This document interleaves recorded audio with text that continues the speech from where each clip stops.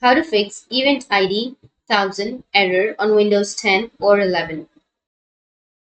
So if you want to fix the event ID 1000 error on Windows 10 or 11, then the first thing you need to take in consideration is to run an SFC scan. So what you need to do is simply open up your command prompt, go with run as administrator, click on yes, and here you need to simply enter some commands. So I'll just put the commands in the description. You just need to simply copy each command and hit enter after every command. So simply enter one command, hit the enter, and again enter the second command and hit the enter. So you just need to simply go with the commands. Once you hit the enter, the command will scan and it will take a bit of time. So don't lose patience.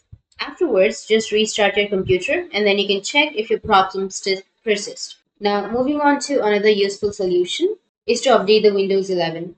So to update the Windows, what you need to do is simply press the Windows button and make sure to click on the settings option. Once you're under the settings, now you need to go with the left, which is you're on the bottom left, go with Windows Update, and go with check for updates.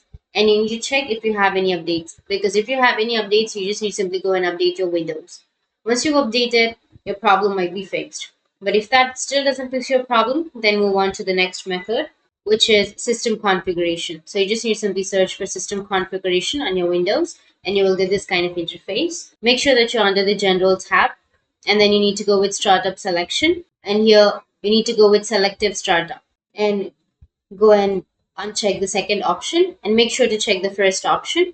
And once you've done that, you just need to simply go with boot or the services tab. Under services, now you just need to simply go with hide all Microsoft services and then go with disable all, which is on the right side. And after that, go with the startup and go with open task manager. And once it opens the task manager, now you just need to simply go and disable all of these applications. You don't need to enable any one of that. But if that still doesn't fix your problem, then the last way is to reinstall the problematic software.